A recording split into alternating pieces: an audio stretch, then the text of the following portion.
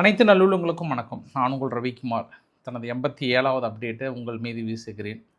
அங்கே காலையிலிருந்து ஈரான் கொஞ்சம் ஓய்வு கொடுத்துருக்காங்க இஸ்ரேல் மீது. இப்போ இந்த மழை, புயல், வெள்ளம் இது எல்லாம் தாண்டி சவுதி மீதும் ஒரு தாக்குதல் தொடுத்துருந்தாங்க. குவைத் மீதும் நடத்தியிருந்தாங்க. பட் யுஏஇ மீது கொஞ்சம் ரெஸ்ட் விட்டுருந்தாங்க. ஏன்னா யுஏஇ கொஞ்சம் பெரிய அளவுக்கு மழை பாதிப்பு அங்கே இருக்கிறனால கொஞ்சம் ரெஸ்ட் விட்டுருக்காங்க. பட் காலையிலேருந்து பெருசாக ஈரான் இந்த சைடு இஸ்ரேல் மீது தாக்கல் நடத்தலை. ஏன்னா இஸ்ரேல் ஏற்கனவே இந்த கொத்து குண்டுகளுடைய பாதிப்புகள் அங்கே இருந்த வண்ணம் தான் இருக்குது. அதனுடைய பதிவுகளும் உங்களுக்கு வேணால் காட்டுறேன் நான்.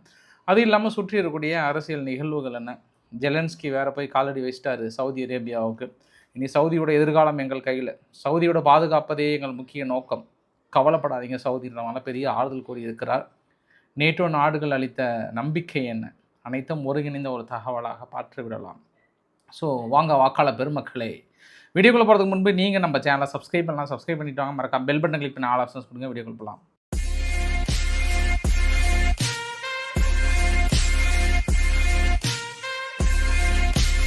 யுஏயில் தான் நேற்று அதிகமான மழை, துபாயில் இன்னும் அதிகமான மழை பொழிவு இருந்தது. கத்தாரில் கொஞ்சம் கம்மியாக தான் இருந்தது, அதுக்கு முன்ன நாளில் இருந்த மாதிரி தெரியுது. மற்றபடி பரவலாக அதிகமாக இருந்தது இங்கே துபாய் தான். துபாய், ஷார்ஜா போன்ற பகுதிகள்லாம் பெரிய அளவுக்கான மழை வெள்ள பாதிப்புகள், அதுவும் நேற்று இரவுலாம் இடி மின்னல் பயங்கரமாக இருந்தது. அதுக்கான பதிவுகள் தான் நீங்கள் சைடில் பார்க்குறீங்க. இந்த வீடியோ பதிவுகள் எல்லாமே அங்கிருந்து எடுக்கப்பட்ட வீடியோ பதிவுகள், அங்கிருந்து வந்த வீடியோ பதிவுகள். நிறைய அணைகள்லாம் நிரம்பி இருக்கும், பெரிய அளவுக்கான தேவைகளை ஃபுல்ஃபில் பண்ணியிருக்கும். அங்கே மகிழ்ச்சியாக தான் வரவேற்றிருக்காங்க மக்கள். பெருசாக பாதிப்புகள் அப்படின்னா இங்கே மக்கள் எங்களுக்கு சாப்பாடு கொடுக்கல, அது கொடுக்கல, அந்த மாதிரியான இதெல்லாம் இல்லை. அங்கே அந்த மக்கள் அந்த மழையை வரவேற்ற மாதிரி தான் தெரிஞ்சுது. பார்த்த அளவுக்கு நல்ல ஒரு மழைப்பொழிவு, அந்த மழைப்பொழிவை தான் பார்க்குறீங்க நீங்கள். இதுவரை நடத்தப்பட்ட தாக்குதல்களின் நிலவரங்கள் அப்படின்னு பார்த்தோம்னா இதுதான் வரைபடங்கள் பார்க்குறேங்க இல்லையா. ஒரு பக்கம் வீடியோ பதிவு ஓடிட்டுருக்கோம், இன்னொரு பக்கம் உங்களுக்கு வரைபடத்தை காட்டுறேன் நான். ஈரான் பெரும்பாலும் குறிவைக்கப்பட்ட பகுதி. அங்கே இஸ்ரேல், லெபனானுடைய பகுதிகள் எல்லாமே வேறு கலரில் காட்டியிருக்கு. சவுதி, யுஏஇ இதுதான் அந்த டாட்டாக இருக்கிற எல்லாமே ஒவ்வொரு அட்டாக் பண்ண தாக்குதல்கள் அப்படின்னு பார்க்க முடியும். பட் இந்த போரோட மிகப்பெரிய ஒரு கோர தாண்டவம் நம்ம ஏற்கனவே பேசியிருந்தோம். ஹீலியம், இந்த ஜெல் ப்ளஸ் கேஸனுடைய பற்றாக்குறையினால் பெருசாக பாதிக்கப்படும் அப்படின்னும் நம்ம நேற்று சும்மா ஒரு ஒற்றை வார்த்தையில் உங்ககிட்ட சொல்லிட்டு போயிட்டேன். தென்கொரியாவில் 20-30% மேற்பட்ட தொழிற்சாலைகள் ஆல்மோஸ்ட் க்ளோஸ் பண்ண வேண்டிய ஒரு கண்டிஷன், கிட்டத்தட்ட க்ளோஸ் பண்ணிட்டாங்கன்ற மாதிரி சொன்னாங்க. ஏன்னா தென்கொரியாவில் பார்த்தோம் அப்படின்னா அட்வான்ஸ்டு சிப் மேக்கிங்கில், அதாவது டிஎஸ்எம்சி இருக்காங்க இல்லையா, அவங்க மட்டும் இல்லாமல் மற்ற அட்வான்ஸ் சிப் மேக்கிங் எல்லாமே ஹீலியம் ரொம்ப ரொம்ப அவங்களுக்கு தேவைப்படுது. அது இல்லாமல் அதற்கு தேவையான பவர் சப்ளையான கேஸ் இருக்குல்ல, அதுவுமே கத்தார் தான் அவங்க பெருசாக எக்ஸ்போர்ட் பண்ணிகிட்டு இருந்தாங்க. கத்தார் இன்னும் அங்கே இருக்கக்கூடிய அரபு நாடுகள் 60-70% அவங்களுக்கு கொடுத்துருந்தாங்க. இப்போ இந்த ஹீலியம் இல்லாதனால அவங்க இதுக்கப்புறம் சிப் மேக்கிங்கே பண்ண முடியாத ஒரு சூழ்நிலை இனி வருகின்ற காலங்கள்ன்றனால தான் க்ளோஸ் பண்ண வேண்டிய ஒரு சூழ்நிலைன்றாங்க. அது இல்லாமல் பவர் ப்ரொடக்ஷனும் யூனிட்டும் பெருசாக இல்லை. ஸோ இந்த சிப் மேக்கிங் பெருசாக பாதிக்கப்பட்டது அப்படின்னா இனி அடுத்து எதை நோக்கி நகரும் அப்படின்னா கார் ப்ரொடக்ஷன், மொபைல் ப்ரொடக்ஷன்ஸ் இது எல்லாமே அடுத்த கட்ட பாதிப்புகள் ஏற்படுத்தும். அது இல்லாமல் எங்கள் மருத்துவமனையிலே இந்த ஜெல் இருக்குல்ல, அந்த ஜெல் இல்லாத பற்றாக்குறை இப்போ பெரிய அளவுக்கு அதுக்கான விலையேற்றம் பெரிய அளவுக்கு தாக்கமாக இருக்குது. ஸோ பெட்ரோல், டீசல், கேஸ் இந்த தட்டுப்பாடுகள்லாம் தாண்டி அடுத்த கட்ட தாக்கத்தை நம்மளிடையே சேருது. அதாவது நம்ம அன்றாட பயன்படுத்தக்கூடிய மற்ற பொருள்கள், எலக்ட்ரானிக் பொருட்கள் மீதும் மிக ஒரு கடுமையான தாக்கம் ஏற்படும் அப்படின்ற மாதிரியான ஒரு வார்னிங் கொடுத்துருக்காங்க. அது முதல் எக்ஸாம்பிள் என்ன அப்படின்னா டிஎஸ்எம்சியினுடைய யூனிட்டை ஆல்மோஸ்ட் க்ளோஸ் பண்ணுறாங்க. அவனோட எலக்ட்ரானிக் அவுட்புட் இல்லாதனால க்ளோஸ் பண்ணுறாங்கன்ற ஒரு பெரிய ஒரு தாக்கமும் கூட. ஆனால் இங்கே இன்னொரு விஷயம் பேசுகிறாங்க. நான் இப்போ தான் அந்த ரீல்ஸில் அதெல்லாம் போய் பார்த்தேன். நான் ஏதோ நம்மளுக்கு நெட்டே கிடைக்காமல் போயிடும், நம்ம அடுத்த கட்டத்துக்கு போகிறோம் அப்படி இப்படின்லாம் ஒரு பதற்றமான ஒரு செய்தியெல்லாம் பார்த்தேன். பட் அந்தளவுக்கு நம்ம பதற்றம் அடைய வேண்டிய அவசியம்லாம் இல்லை. அதிகபட்சம் அப்படி பதற்றம் அடைகிற மாதிரி இருந்தால் ஒரு 2 பெரிய நகரங்கள் பாதிக்கும். ஒன்று கோவா, இன்னொன்று மும்பை. நம்மளுக்கு அந்த சி கேபிள் அப்படின்னு சொல்லுவாங்க. சி கேபிள் அப்படின்னா நம்ம நெட்டெல்லாம் பயன்படுத்துறதுக்கான மிகப்பெரிய ஒரு கேபிள் லைன் அங்கே அரபு நாடுகளில் இருந்தால் வருது. அதை ஈரான் கை வச்சு கட் பண்ணிவிடுவாங்க சப்போஸ் பிரச்சனைன்னு வந்தது அப்படின்னான்ற மாதிரிலாம் பேசியிருந்தாங்க. அவ்வளோ எக்ஸ்ட்ரீம் கண்டிஷன் போகாது. அப்படி எக்ஸ்ட்ரீம் கண்டிஷன் போனாலுமே இங்கே பயப்படுற அளவுக்குலாம் இருக்காது. ஈரான் எவ்வளோ பாதிக்கப்பட்டிருக்கு, அதை விடவா நம்ம பாதிக்கப்பட்டிருக்கோம். அங்கே இருக்கக்கூடிய மக்களே சாதாரணமாக எல்லாம் அங்கே இருக்கக்கூடிய நியூஸ் எல்லாம் எடுத்து கொடுக்குறாங்க. எப்படிப்பா அப்படின்னா, அதான் மேலேருந்து ஒருத்தர் இருக்கிறாரு, யார், எலான் மஸ்க் வந்து கொடுத்துட்டு போகிறாரு. அப்போ அடுத்த ஆப்ஷனை தேடி போக வேண்டியது, என்ன கொஞ்சம் காஸ்ட் அதிகமாக இருக்கும் அதை சரி பண்ணுற வரைக்கும். பட் அதுவுமே தமிழ்நாடு இந்த சைடு போன்ற நகரங்களுக்கெல்லாம் பெருசாக பாதிப்பு இல்லை. நம்மளாம் இலங்கை இந்த சைடெலாம் இருக்குல்ல, மெயினாக ஒரு 2-3 சிட்டிஸ் தான். பட் அந்தளவுக்கு பதட்டலாம் இல்லை. அப்படியே லாக்டவுன் அளவுக்குலாம் நிறையா திங்க் பண்ணுறாங்க. ஆனால் இன்னும் என்னென்னா, அந்த பேனிக் இருக்குது. இந்த வீடியோ பதிவுலாம் பார்த்தேன் நான். அரசாங்கம் தொடர்ந்து நம்மக்கிட்ட போதிய அளவுக்கான இருப்புகள் இருக்குது அப்படின்னு சொன்னாலும் அதை நம்ப மறுக்கிறது மக்கள். ஏன்னா நம்ம ஆல்ரெடி இதெல்லாம் நம்ம முத்திட்டோம். ஒரு வாரத்துக்கு முன்பே இங்கே அதெல்லாம் நம்பி பெரிய அளவுக்கு பிடிச்சிட்டு போனவங்க இன்னுமே வச்சிருக்காங்க. பட் இப்போ தான் எல்லாமே டின்னு கடைகளில் போய் பிடிக்கிறாங்க. தொடர்ந்து அரசாங்கம் சொல்லிகிட்டே இருக்கிறாங்க. சேனியோ இதனால் நிறுவனங்கள் தொடர்ந்து ஈரான் கொடுத்துட்டு தாங்க இருக்காங்க. இப்போ ஈரான் பெரிய அளவுக்கு கெயின் அடைஞ்சிட்டு இருக்காங்க. பெட்ரோல் டீசலினுடைய தட்டுப்பாடுகள் கொஞ்சம் வருவதற்கு கொஞ்சம் குறைவு தான். இருந்தாலும் மக்கள் நம்பலை. சரி, இப்போ நம்ம ஜெலன்ஸ்கி கிட்டே போயிடலாமே. ஏன்னா ஜெலன்ஸ்கி போயிட்டு அங்கே கால் வச்சிட்டாரு. எங்கே, சவுதி அரேபியாவில் காலை வச்சிட்டாரு. இனி சவுதி அரேபியாவை காப்பதே என் கடமைன்ற மாதிரி அங்கே ஏற்கனவே அவங்க டெக்னிக்கல் டீம் இருக்கு இல்லையா, அவங்ககிட்டலாம் உட்காந்து அப்படியே டீயை குடிச்சிட்டு மனசு அப்படியே ஒரு கேமரா முன்னாடி அப்படி இப்படி ஒரு போஸை கொடுத்து அப்படியே பயங்கரமான ஒரு மீட்டிங் எல்லாம் போட்டு, அதுக்கப்புறம் கவலைப்படாத நண்பா, உங்களை காப்பாற்றுறதான் முதல் வேலை அப்படின்னு சொல்லிட்டு பின் சல்மான் அவர்களையும் பார்த்துட்டு பெரிய அளவுக்கு ஒரு உத்தரவாதத்தை கொடுத்துருக்காங்க. அக்ரிமெண்ட்டு சைன் பண்ணியிருக்காங்க. ஆனால் பாருங்கள், அமெரிக்கா வந்து சவுதியை காப்பாற்ற முடியாத ஒரு வான்தடுப்பு சாதனங்கள் இப்போ ஜெலன்ஸ்கியை நம்பி இருக்கிறதான்ற இன்னொரு ஆங்கிள். ஆனால் இதே ஜெலன்ஸ்கி ரொம்ப ஸ்மார்ட்டாக நிறைய விஷயங்களை சொல்லியிருக்கிறார். இது அமெரிக்கா கண்டிப்பாக வாட்ச் பண்ணுறாங்க, கொஞ்சம் இவனை தட்டி வச்சா தான் கரெக்டாக செய்வார் அப்படின்ற ஒரு யோசனைக்கு வந்திருப்பாங்க. அதை தாண்டி இப்போ சவுதி அரேபியா மீது எல்லா நாடுகளுக்கு என்ன பிரச்சனை அப்படின்னா, இந்த வரைபடத்தை பார்த்தீங்கன்னா தெரியும், இதுதான் அவங்களுடைய முக்கியமான ரேடார் சிஸ்டங்கள் இருக்கக்கூடிய பகுதி. இது வரைக்கும் 26 அமெரிக்கானுடைய ஆர்ம்டு ஃபோர்ஸ் ரேடார் பொசிஷனை வந்து இந்த ரீஜியனில் டெப்ளாய் பண்ணியிருக்காங்க. அதில் 15க்கு மேலே டெஸ்ட்ராய் பண்ணிட்டாங்க. அதாவது 26ல் 15க்கு மேலே டெஸ்ட்ராய்னா முழுமையாக இல்லை, ஏதாவது ஒரு வகையில் பாதிப்படைஞ்சிருக்கு. அது நீங்கள் குவைத்து, பக்ரைன், கத்தார், யுஏஇ, அது அபுதாபியில் வந்து ஒரு பெரிய ஒரு டோம் மாதிரி இருந்திருக்கு. அந்த பேட்ரியாட்டிக் ஏர் டிஃபென்ஸ் ரேடார் ஒன்று இருந்திருக்கு, அதை அடிச்சிட்டாங்க. பேட்ரியாட்டிக் ஏர் டிஃபென்ஸ் ரேடார் மட்டுமே 10 அவுட்டுன்றாங்க. அப்புறம் third air defence radar 1 out. அப்புறம் ஏஎன்எஃப்இஎஸ் அப்படின்னு சொல்லுவாங்க, ஹரிசான்டிக்கல் சேட்டலைட், அது 1 அவுட்டு. இது மாதிரி கிரவுண்டு மாஸ்டர் 200 ரேடார் சிஸ்டம்னு ஒன்று சொல்லுவாங்க, அது வந்து கிட்டத்தட்ட 3 பக்கம் அவுட் ஆகிருக்கு. எங்கள் சவுதி அரேபியாவுடைய இந்த எண்டு வரைக்குமே வந்து அட்டாக் பண்ணியிருக்காங்க. அப்புறம் இஸ்ரேல், அப்புறம் ஜோர்டனில் வந்து ஒரு 3. இந்த ரேடார்லாம் செயலிழந்ததுனால தான் அவங்க 2 அனுப்புனாலும் சக்ஸஸ் பண்ணுறாங்க. அதாவது ஈரானிடம் ஆயுதங்கள் குறைந்திருக்கிறதா அப்படின்னா ஆமாம். ஆனால் அந்த சக்ஸஸ் ரேஷியோ இருக்குது பார்த்தீங்களா, சும்மா 1 அனுப்பிட்டு சக்ஸஸ் பண்ணிட்டு போயிடுறாங்க அவங்க. இதுக்கு முன்பு ஒரு 100 அனுப்புனாங்கன்னா ஒரு 5 சக்ஸஸ் பண்ணாங்க. ஆனால் இப்போ 1 அனுப்புனாலும் சக்ஸஸ் பண்ணுறாங்க. காரணம் என்ன, அங்கே இருக்கக்கூடிய முக்கியமான ரேடார் சிஸ்டத்தை அவங்க இழந்துட்டாங்க. இன்றைக்கி காலையில் கூட பார்த்தா ஜெலன்ஸ்கி அங்கே பேசிகிட்டு இருக்கும்போது மொத்தம் 6 பாலிஸ்டிக் ஏவுகணைகளை சவுதி மீது ஏவி இருந்தாங்க. 2 சுட்டு வீழ்த்திட்டுங்க, இங்கே விழுந்தது, மீதி 4 வந்து கடலில் விழுந்ததாக சொல்கிறாங்க. ஆனால் பாருங்கள், ஈரானுக்கு எவ்வளோ தைரியம் பாருங்கள். ஜெலன்ஸ்கி வந்திருக்கிறாருன்னு தெரிஞ்சு கூட நீங்கள் வந்து பாலஸ்டீன் ஏவுகணை அனுப்பியிருக்கிறீங்களா, உங்களுக்கு சரியான தைரியமான ஆளாச்சு, என்ன ஆக போதோ தெரில ஜெலன்ஸ்கி வேறு அப்படின்னு நினச்சிக்கிட்டு. அப்புறம் சவுதி கிட்ட அக்ரிமெண்ட், இதுக்கப்புறம் அவங்களோட ஏர் டிஃபென்ஸ் சிஸ்டத்தெல்லாம் பாதுகாக்க வேண்டியது எங்கள் பொறுப்புன்றாங்க. பாரு, இது ஒரு மனிதனோட தன்னம்பிக்கைன்னு சொல்கிறதா இல்லை ஒரு அதிகமான ஒரு நம்பிக்கைன்னு சொல்கிறதான்னு தெரியல. இன்னொன்று, ஜெலன்ஸ்கிக்கே வந்து அங்கே ஐரோப்பா நாடுகளும் அமெரிக்காவும் வான்தடுப்பு சாதனங்களும் வான்தடுப்புக்கான ஏவுகணைகளை கொடுத்தா தான் அவரால் காப்பாற்ற முடியும். ஆனால் அவர் பாருங்கள், இங்கே வந்து நாங்கள் உங்களை காப்பாற்றுறோன்னு சொல்கிறார். காரணம் என்ன, அந்த ஆன்டி ட்ரோன் சிஸ்டம். அந்த ஆன்டி ட்ரோன் சிஸ்டம் வந்து எந்த அளவுக்கு நீ ப்ரொடெக்ட் பண்ண போகிறாங்கன்றதை நம்ம பார்க்கணும் நம்ம. ஏன்னா இப்போ தான் முதல் முறையாக நம்மக்கிட்ட விசிபிள் கிடச்சிருக்கு. இத்தனை நாள் அங்கே நிறைய மீடியாலாம் ரெஸ்ட்ரிக்டட் இருந்தது, உக்ரைனுக்குள்ளெல்லாம் நிறைய மீடியா ரெஸ்ட்ரிக்டட் இருந்தது. அவங்களே வெஸ்டர்ன் நாடு ஆயுதங்கள்லாம் பயங்கரமாக புகழ்ந்து கொடுக்குறதெல்லாம் அற்புதமாக வேலை செய்யுது, அடடா அதெல்லாம் எல்லாத்தையும் நாங்கள் சுட்டு வீழ்த்திட்டோம், ஒன்று கூட சக்ஸஸ் இல்லைன்னு சொல்லிட்டு நம்ப வச்சு அந்த ஆயுதங்கள்லாம் பெருசாக சேல் பண்ணாங்க. பட் அந்த ஆயுதங்கள் எந்த அளவுக்கு தடுத்ததுன்னு இங்கே நம்ம பார்த்துட்ருக்கோம். குறிப்பாக அவங்களுடைய பேட்ரியாட்டிக் ஏர் டிஃபென்ஸ் சிஸ்டம் எல்லாம் வந்து ரஷ்யா அனுப்புனதை எல்லாமே சுட்டு வீழ்த்திட்டு அந்த கதையை விட்டுட்டு இருந்தாங்க. அந்த கதை இந்த பிம்பம் இங்கே வந்து எவ்வளோ உடஞ்சிருக்கு ஈரான்கிட்ட அப்படின்றது தெரியுது. சரி, அது இல்லாமல் யூகேவும் என்ன சொல்லியிருக்காங்கன்னா, ஜெலன்ஸ்கி விட்டால் நம்மளுக்கு பால் இல்லை இப்போ. ஏன்னா ஜெலன்ஸ்கி தான் அந்த போர்க்காலத்தில் அனுபவம் மிக்க ஒரு நபர்களை வைத்திருக்காங்க.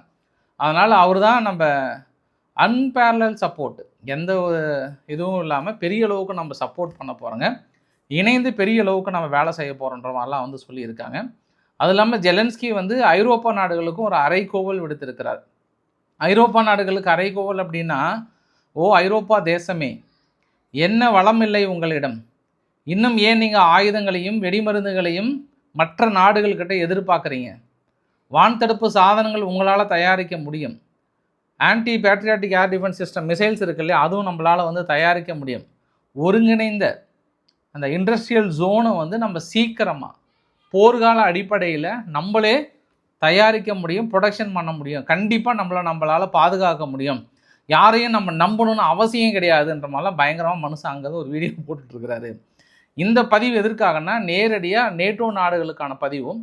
நேற்று வந்து ட்ரம்ப் அவர்கள் என்ன சொன்னார்னா, நான் இல்லைன்னா ஐரோப்பாவே இல்லை, நேட்டோ நாடுகள் என்னால் தான் இருக்குது, நான் தான் உங்கள் நாடை காப்பாற்றிட்டு இருக்கிறேன்னு ட்ரம்ப் அவர்கள் சொன்னார் இல்லையா, அதற்கு பதிலடியாக இருக்கிற மாதிரி ஐரோப்பா நாடுகளில் நீங்கள் ஏன் மற்றவங்களை நம்பி இருக்கீங்க, நீங்களே ஆயுதம் ப்ரொடக்ஷன் பண்ணுங்கள், நீங்களே வாங்க, உங்களால் முடியும், வா கமான்ற மாதிரிலாம் அங்கே அமெரிக்காடி ஒத்து பார்ப்பாங்க. அப்படி மெதோ அப்படியா தம்பி அப்படின்னு லைட்டாக திரும்பி பார்க்குறதுக்கு வாய்ப்புகள் இருக்குது. ஏன்னா இன்னொரு விஷயத்தையும் சொல்லிட்டார், ஆயில் அண்டு கேஸ் இந்த மார்க்கெட் வந்து பயங்கரமாக பூமாக இருக்குது, ஆனால் இதை வைத்து ரஷ்யா பலனடைந்துடக்கூடாதுன்றதில் நாங்கள் தெளிவாக இருக்கோம். எந்த காலத்துலேயும் அந்த பணம் சப்போஸ் அவங்கக்கிட்ட போச்சுன்னா மறுபடியும் 5 வருஷத்துக்கு இந்த போர் ஆரம்பிக்கும்.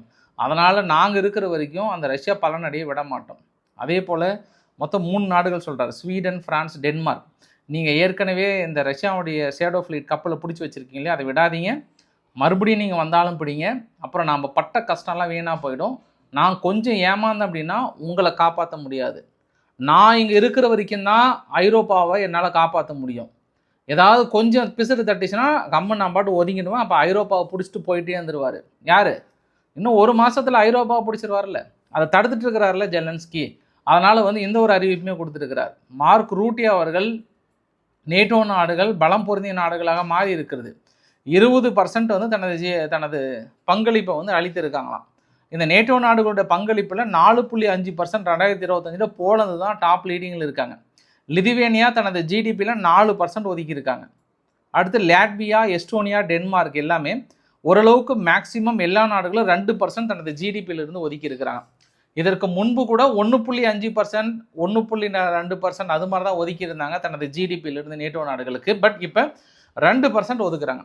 நான் ஏன் இவ்வளோ டீட்டெயிலாக ரொம்ப மாங்குன்னு மூச்சு முட்டை இதளவுக்கு பேசுகிறேன் அப்படின்னா, நேற்று ட்ரம்ப் அவர்கள் சொன்ன ஒரு ஒற்றை வார்த்தை, நேட்டோ நாடுகளில் பிளவு வந்தால் ஐரோப்பா தேசத்திற்கு ஆபத்து, அது உக்ரைனுக்கும் ஆபத்து, அது பெரிய பாதிப்புகளை ஏற்படுத்துன்றதுனால இது எல்லாம் நான் ஒருங்கிணைந்து கொடுக்க வேண்டிய ஒரு தகவலாக இருக்கிறது. மார்க்கோ ரூபியோ அவர்கள் G7 சமிட்டுக்கு போய் கலந்துக்கிட்டார் இல்லையா, அப்போ நாங்கள் உக்ரைனையும் கைவிட மாட்டோம், ஐரோப்பாவையும் கைவிட மாட்டோம், கொஞ்சம் சீக்கிரமாக சேர்ந்து முடிவு எடுக்குன்றாங்க. அப்போ அமெரிக்கானுடைய மனநிலை என்ன அப்படின்னா, நேட்டோ நாடுகள் வந்தால் ஸ்டேட் ஆஃப் ஹார்முஸை கண்ட்ரோலுக்குள்ளே கொண்டு வரலாம், இல்லை அடுத்த ஆப்ஷன் தேவைப்பட்டால் தரைப்படை அனுப்பலாம், இல்லைன்னா நமக்கு என்ன அடுத்து 10 நாள் ஒதுங்கி நிற்கலாம், அதான் நான் பேச்சுவார்த்தை நடத்துகிறேன்னு சொல்லிட்டு ஒதுங்கிட்டாங்கல்ல அமெரிக்கா. ஏன்னா ஸ்டேட் ஆஃப் ஹார்முஸ் பகுதியில் எங்களுக்கு சம்மந்தம் இல்லை, எங்களுக்கு எந்த ஏற்றுமதி இறக்குமதியும் கிடையாது, நாங்கள் ஒதுங்கி நிற்கிறோம், போங்கப்பா நீங்கள் பேச்சு நடவடிக்கை எடுத்துக்கோங்கப்பான்ட்டாங்க. இன்றைக்கி யூகேனுடைய ஃபாரின் மினிஸ்டர் என்ன சொல்கிறாருன்னா, சர்வதேச பொருளாதாரத்தையே முடக்குகிறது ஈரான், இதை ஒருபொழுதும் ஏற்றுக்கொள்ள முடியாது, உங்களுக்குள்ள சண்டை இருந்தால் எப்படி நீங்கள் வந்து ஸ்டேட் ஆஃப் ஹார்முஸை முழுமையாக அவங்க கண்ட்ரோலுக்குள்ளே எடுத்து தடையை விதிக்கலாம் அப்படின்ற மாதிரியான எச்சரிக்கையும் கொடுத்துருக்காங்க. பட் இந்த எச்சரிக்கை எப்படி இருக்குன்னு தெரியல, நம்ம பொறுத்திருந்து பார்க்க வேண்டிய ஒரு சூழ்நிலையாக இருக்கிறது. அதனால் இந்த இரட்டை நிலைப்பாடில் அவங்க நேட்டோ நாடுகள் விடாகொண்டன் கொடாகண்டன் கதை தான். இப்போ ஈரான் பக்கம் வந்தாங்கன்னா அங்கே ரஷ்யா அட்வான்ஸ்டாக எடுத்துப்பாங்க, இத்தனை நாள் போட்ட தடைகள் வேஸ்ட்டாக போயிடும், என்ன பண்ணுறதுன்னு தெரியாமல் மண்டை பிச்சுக்கிட்டு அப்படியே உட்காந்துருக்காங்க. சரி, இப்போ நம்ம சவுதி அரேபியாவுக்கும் மற்ற அரபு நாடுகளுக்கு என்ன எச்சரிக்கை கொடுத்துருக்காங்கன்னா, மிடில் ஈஸ்டில் இனி அமெரிக்காவுடைய சோல்ஜர்ஸ் எல்லாமே நிறைய ஹோட்டல்ஸில் நீங்கள் தங்க வச்சுருக்கீங்கன்னு கேள்விப்பட்டேன். நாங்கள் இனி உங்களுடைய ஹோட்டல்ஸையும் தாக்கல் நடத்த போகிறோம். இனி அமெரிக்கர்களையோ இஸ்ரேல்களையோ நீங்கள் தங்க வச்சுருந்தீங்க அப்படின்னா பொதுமக்களுக்கு இதை கூட நாங்கள் தாக்கல் நடத்தும். முடிந்தால் பொதுமக்களை காப்பாற்றிக் கொள்ளுங்கள், அங்கே யாரும் இருக்க வேண்டாம். பொதுமக்களே, நீங்கள் அமெரிக்கர்கள் பக்கத்திலோ இல்லை இஸ்ரேல்கள் பக்கத்தில் இருந்தீர்கள் என்றால் விலகி சென்று விடுங்கள். எங்களுடைய தாக்குதல்கள் இனி அங்கே தான்ட்டாங்க.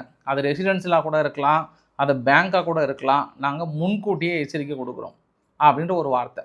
இது பெரிய ஒரு எஸ்கலேட் ஆகும், பெரிய பிரச்சனை. அதான் நம்ம காலையிலேருந்து காலையில் இந்த 2 நாளாகவே இந்த பிரச்சனை ஓடிட்டு தான் இருக்குது. ஏன்னா ஈரான் தொடர்ந்து கொத்து குண்டுகளை வீசுறது. இன்றைக்கி காலையில் ஈரான் கிளைம் பண்ணது ஒரு குடியிருப்பு மீது தாக்கல் நடத்தப்பட்டது. திடீர்னு இன்றைக்கி ஈரான் நாங்கள் ஹோட்டல்ஸ் மீது தாக்கல் நடத்த போகிறோம், இல்லை குடியிருப்புகள் எங்கேயாவது அமெரிக்கர்கள் இருந்தாங்கன்னா நிச்சயம் நாங்கள் தாக்கல் நடத்துவோம், நீங்கள் முன்கூட்டியே போயிடுங்கன்னு சொன்ன விஷயமா இருக்கட்டும். இல்லை திடீர்னு கத்தார், பக்ரைன், சவுதி அரேபியாலாம் இன்றைக்கி என்ன பண்ணுறாங்க, மக்களுக்கு ஒரு இதுக்கப்புறம் ஷெல்டரில் போயிடுங்க, வீட்லேயோ மற்ற இடத்துலையோ இருக்க வேண்டாம், ஏன்னா அவங்க அங்கேயும் தாக்கல் நடத்துறேன்னு சொல்கிறாங்கன்ற ஒரு எச்சரிக்கை கொடுக்குறதா இருக்கட்டும். அப்போ யுத்தக்களம் என்பது அடுத்த ஒரு கட்டத்தை நோக்கி செல்கிறது அப்படின்றது இன்னொரு ஆங்கிலையும் பார்க்க முடிகிறது. என்ன யுத்தக்களம் அடுத்த கட்டத்தை நோக்கி சென்றாலும் அடுத்தடுத்த தலைவர்களை இழந்து கொண்டே இருக்கிறது ரஷ்யான்னு பாருங்கள், ஈரான் பெரும்பாலும் இழக்கிறாங்க, மேக்சிமம் இழக்கிறாங்க. இன்றைக்கி கூட பாருங்கள் 2 பெரிய தலைவர்கள். ஒரு தலைவர் யாருன்னா அசிம் கர்மி அப்படின்னு சொல்கிறாங்க. இவர் தான் deputy operational commander of police command. மிக முக்கிய பொறுப்பில் இருக்கக்கூடிய நபரே இன்றைக்கி அசாசினேட் பண்ணிட்டாங்க. ஆக்சுவலாக இது நேத்தியே நடந்தது, நான் உங்ககிட்ட சொல்லியிருந்தேன். பட் அவங்க எதுவும் பதிலே வரல, அமைதியாக இருந்தாங்க. பட் இன்றைக்கி ஒத்துக்கிட்டாங்க. இந்த அசாசினேஷன் அட்டம்ப்ட்டு நேத்தியே நடந்தது, ஆனால் இவங்க இன்றைக்கி தான் சொல்லியிருக்காங்க. இன்னொரு ஹை ப்ரொஃபைல் யார் அப்படின்னா முகமது அலின்னு சொல்லிட்டு ஏர்ஃபோர்ஸ் டிவிஷனுடைய ஐஆர்ஜிஸுடைய ஏர்ஃபோர்ஸினுடைய முக்கிய பொறுப்பில் இருக்கிற இஸ்ஃபஹானில் இன்றைக்கி நைட்டு நடத்தப்பட்ட தாக்குதலில் 2 பேர். ஆனால் இஸ்ரேல் இன்னும் 4 பேர் கிளைம் பண்ணுறாங்க. அந்த 4 பேர் அவங்களே அறிவிக்கிட்டோம், நாங்கள் சஸ்பென்ஸாக வைக்கிறோம், அப்படி இல்லைனா உங்களுக்கு நாளைக்கு சொல்கிறேன் அப்படின்றாங்க. அப்போ ஒரு நாளைக்கு அட்லீஸ்ட் ஒரு 3 முக்கிய நபர்களை அவங்க தூக்கிட்டே இருக்கிறாங்கன்றதும் ஒரு கூடுதல் சம்பவமாக பார்க்க முடியும். அவங்க தலைவர்களை காப்பாற்றுறங்களா இல்லையோ, நாங்கள் எங்களுடைய இலக்குகளை நாங்கள் தெளிவாக இருக்கிறோம், உரியாக இருக்கிறோம்னு சொல்கிறாங்க. அதனால் தொடர்ந்து ஸ்ட்ரெய்ட் ஆஃப் ஹார்முஸ் பகுதியில் இருக்கக்கூடிய அந்த பதற்றங்கள் குறைந்திருக்கிறதா அப்படின்னா குறையலை. அதனால் இந்தியா என்ன பண்ணிட்டோம், ஆப்ரேஷன் ஊர்ஜா சுரக்ஷா அப்படின்னு சொல்லிட்டு இந்த ஸ்ட்ரெய்ட் ஆஃப் ஹார்முஸிலிருந்து கப்பல்களை, அதாவது நம்மளுக்கு க்ரூட் ஆயில் கொண்டு வர கப்பலாக இருக்கட்டும், இல்லை கேஸாக இருக்கட்டும், எல்லாமே சேஃபாக கொண்டு வரதுக்கான ஒரு ப்ரொசீஜரை பார்க்குறோம். ஒரு ஆப்ரேஷனை துவங்கியிருக்காங்க. இஸ்ரேல் ஈரான் மீது நடத்தப்படுகிற தாக்குதலில் இன்றைக்கி 3 பகுதிகளில் ஒரு வார்னிங் கொடுத்துருக்காங்க. சப்மரைன் அண்ட் ஹெலிகாப்டர்ஸ்லாம் இயங்கக்கூடிய ஒரு முக்கியமான ஒரு பகுதியாக சொல்கிறாங்க. ஹப் யாசட் அப்படின்னு சொல்கிறாங்க. அதாவது நேவல் மைன் இருக்கக்கூடிய பகுதியில் மக்கள் வெளியேற சொல்லியிருக்காங்க. கடுமையான தாக்கல் நடத்த போகிறாங்க. நேற்று தெஹரன் முழுவதும் கடுமையாக இட்டடிச்சிருக்காங்க. இன்னும் பதிவுகள் அங்கேருந்து வரல, கொஞ்சம் ரெஸ்ட்ரிக்டட் அதிகமாக இருக்குது. ஏன்னா அது இல்லாமல் நெட்டு கொஞ்சம் இல்லை ஈரானுக்குள்ளே, அதனால் ஒரு சில பகுதிகள் மட்டும் தான் வருது இன்னும். ஆனால் தெஹரன் கடுமையாக பாதிக்கப்பட்டிருக்குன்ற மாதிரி தான் சொன்னாங்க. சமூக வலைதளங்களில் ரொம்ப ஃபெமிலியராக வைரலான ஒரு பதிவுனா இந்த பதிவு தான். பேந்தர் அப்பாஸில் அந்த துறைமுகத்தை கடுமையாக தாக்கல் நடத்தி பற்றி எரிஞ்சிட்ருக்கு.